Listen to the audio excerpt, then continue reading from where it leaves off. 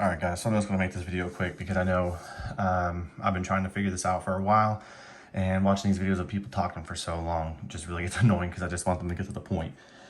So I was just doing some work with some spray foam, great stuff, and of course the nozzle busted off of it and I got it all over my hands. So I've been trying to figure out how to get it off. As you can see here, it's brown because I used coffee grounds because that's what I saw, and olive oil, soap, and all that. But I found something that works actually.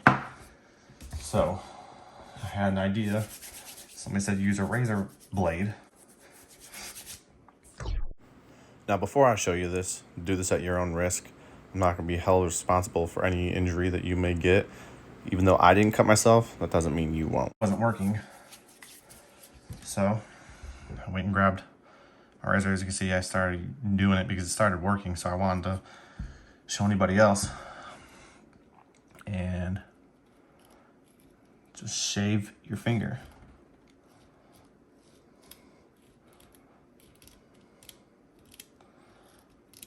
As you can see, it's coming off. I mean, this is perfect.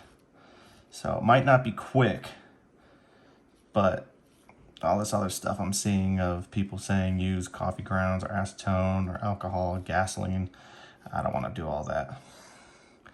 And you can see it's not cutting me, not making me bleed or anything. So, I mean,